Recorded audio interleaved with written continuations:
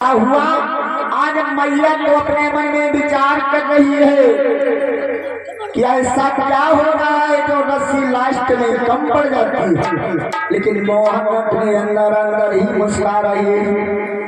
आज मोहन अपने मन में विचार करने लगे कि जब देखा अब बहुत कुछ कोई माँ तो हैरान, तब बंधन में आप ही बंधे कृष्ण भगवान। आज भगवान सोचने लगे कि अब मैया परेशान हो रही है, तो आज बंध गई। अब जब होकर से बंध गए, मैया ने बांध दिया, तो माता यशोदा कहने लगी हम जब दिन भर आप बंधे रहोगे अब आपको पता लगेगा, अब आपको मिश्री माखन कुछ नहीं मिलेगा, आपका दंड यही है कि आप अब इसी में बंधे रहे। इतना कह करके माता अंदर चली गई कुछ कार्य करने के लिए। अब भगवान ने सोचा कि चलो चलते ही भी एक कार्य करना है। क्या कि कोई भी कार्य हो उसका एक उद्देश्य होता है। भगवान प्रश्न उठता है कहीं कहीं पर तो भगवान जो है कृष्ण ने चोरी माखन की, भगवान ने गोपिकाओं के साथ में रहस्य किया, भगवान ओखर से बंधे, हर एक चीज का रहस्य भगवान ने रहस्य किया। आगे कथा आएगी, लेकिन रहस्य में केवल गोपिकाएं नहीं थी, गोपी भी थे। ऐसा नहीं कि उसमें गोपिकाएं ही थी, गोपी नहीं थे। समझने एग्जाम्पल के रूप में आप समझिए, जैसे आप लोग कथा सुनने के लिए आए हैं तो आप लोगों को किस शब्द से संबोधित किया जाएगा? श्रोता। भाई श्रोता लोग आए हैं कथा सुनने के लिए, तो आप लोग तो श्रोता हो गए।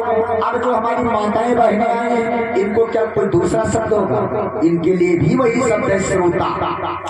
तो श्रोता एक शब्द क्या हो गया? संबोधन। उसी प्रकार से है गोपी शब्द संबोधन।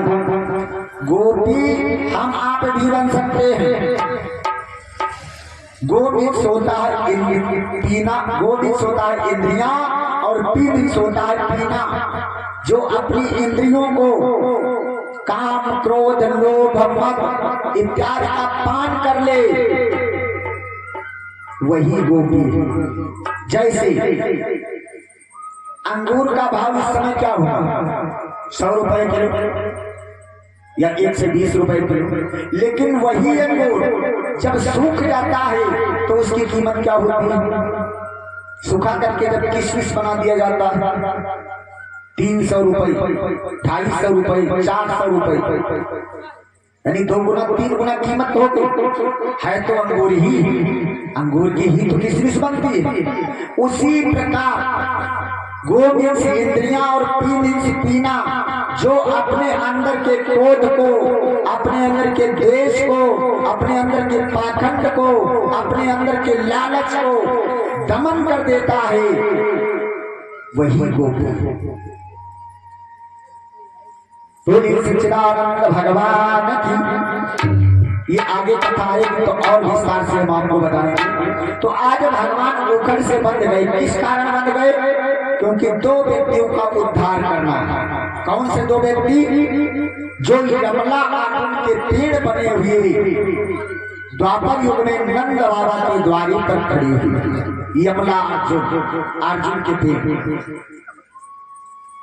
तो आज भगवान ने थोड़ा जोर लगाया, ओखर लुढ़क गया। आज लुढ़काते हुए चल गए। कहां पर पहुंचे? जहां पर वो यमला अर्जुन के पेड़ खड़े हुए, बीच में ओखर फंसा।